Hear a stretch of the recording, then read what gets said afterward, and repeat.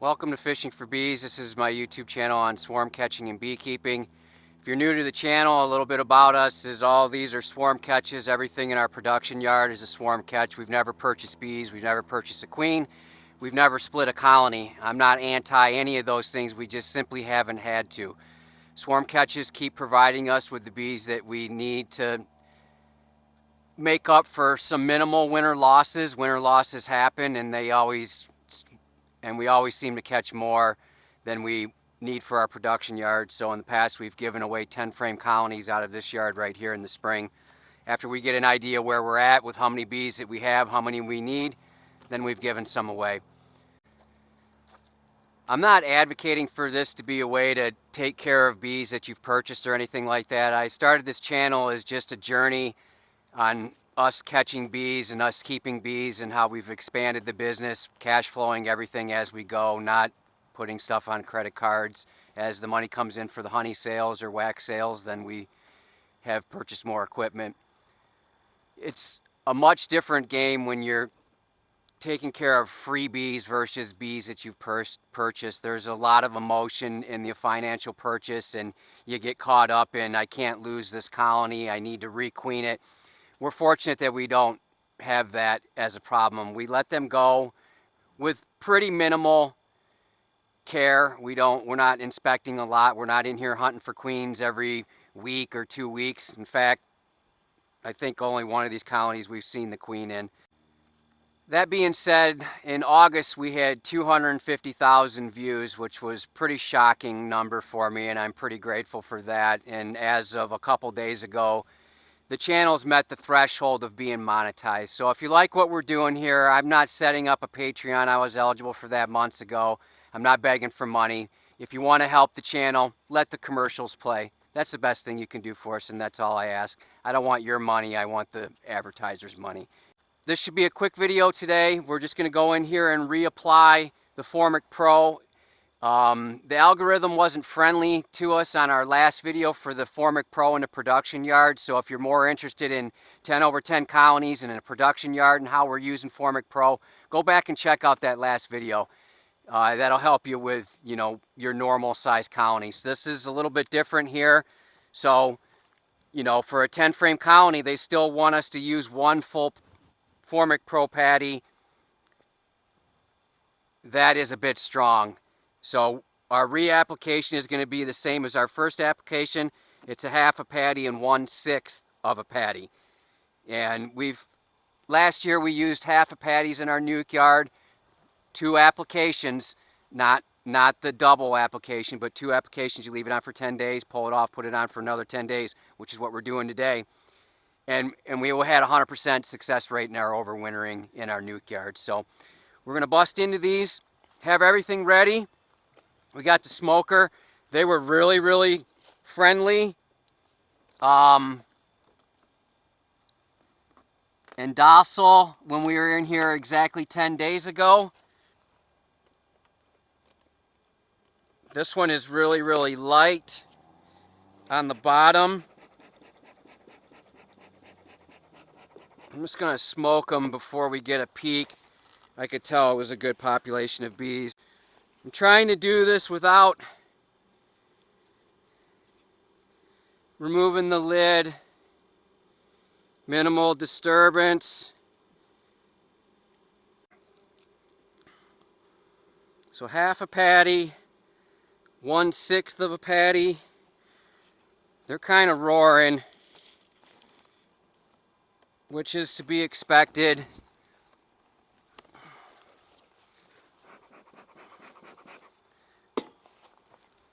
They don't like these treatments. I do want to get a look at these colonies as far as population. Some of the things I want to talk about this year, especially here in Michigan, is this unseasonably warm weather that we're having, which is continuing the foraging season. It was said in a group when I spoke about getting around to doing my Formic Pro in a couple weeks, so that was said about a month ago, that I was too late to be putting it on. I didn't get any clarification from the person who said that.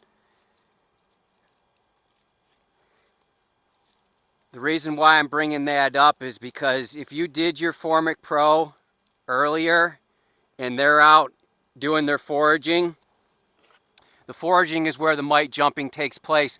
This foraging season has continued on. It looks like we're going to be in the 80s for another week. So pushing October for still very active goldenrod foraging. That's where you can pick up mites. So again, if you put your Formic Pro or you did your mite treatments earlier and you're thinking to yourself, well, it's the same as I did last year, I should be fine, you gotta keep track of it. You gotta check those mite loads again and stay on top of it, because this is not like last year and it's not like the year before. This has been a very, very interesting season, interesting year for weather.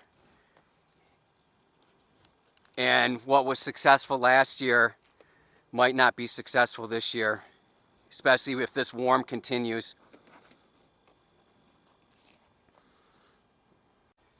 This is the one that we were concerned about.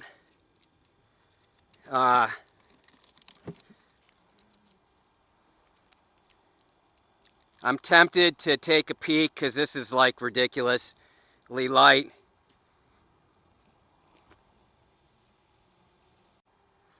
But if you've watched my other videos, I recommend not doing too many things at once. Again, this is the benefit of freebies. If this thing is perished and gone, it doesn't matter. I'm not going to bother combining it. I'll just shake it out. The drift will happen. They'll find a new home, and I'll just be done with it. I'm not going to chase a queen or anything like that. It's just simply not worth it.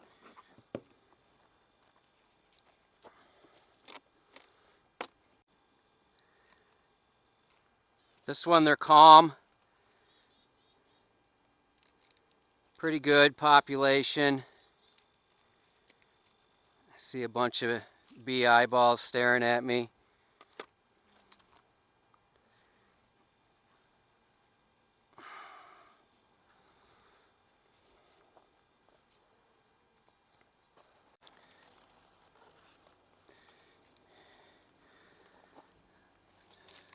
Good population.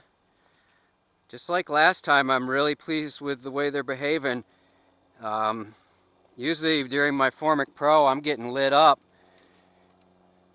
And I wouldn't even think Elena would be staying if they were behaving like they have in the years past. But the goldenrod's still flowing. We're not in a dearth yet. They're not feeling overstimulated to protect their nest.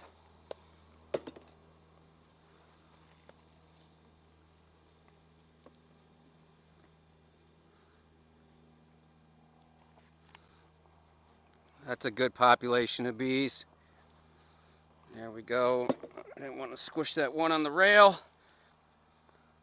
That top box feels good. When you're pushing these back,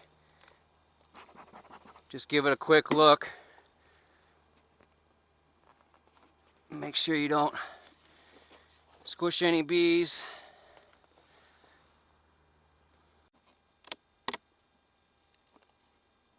So we got that one. I think that one perished, had a queen failure or something, but when we pull the Formic off, we'll pull some frames, give all these bees a quick look at their brood pattern.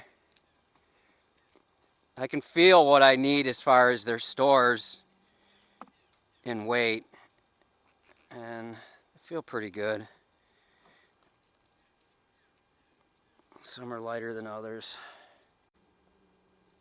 So what you got going on here is you got the stickiness of the Formic, and then you got them trying to propolize a seal over it to get rid of the smell. And it gets sticky. Alright, so there you have it. We're all set. This is the last application. We'll set it on the calendar for 10 days to get it removed. At that point, we'll do a quick inspection and we'll evaluate whether we need to start feeding. Next is to get some quilt boxes ready. We need to source some quilt boxes this year. Again, we only got 3 for the nukes, so we need 3 more. And we got to make some more pillows. So winter preparation is on its way. Although it's in the 80s, you wouldn't think we need to be prepping for the winter. The problem is we could get to the middle of October and then winter comes flying in and then you're behind. You can't feed over certain temperatures. They just won't take the liquid syrup. So we still need to be doing what we've done in the years past. But again, if you've been successful with the mites in the years past, but you did your mite treatments weeks ago, you need to reevaluate. This is very concerning. All this foraging that's going on, the intermingling between colonies and the possibility of mites. Also, you have to keep in mind if in the area there are weaker colonies, once we go into a dearth and they start robbing those weaker colonies and those weaker colonies are mite bombs, the mites are coming right back in and everything that you've done to knock down your mite levels going into winter might need to be reevaluated and adjusted because you could be back at those levels again. So as I said before, if you've been successful in the past, that's great, but don't bank on it. You got to continue to do your monitoring of your mite levels so that your bees are clean going into winter. 0 mites is what I shoot for. Thanks for watching. I hope your bees are well.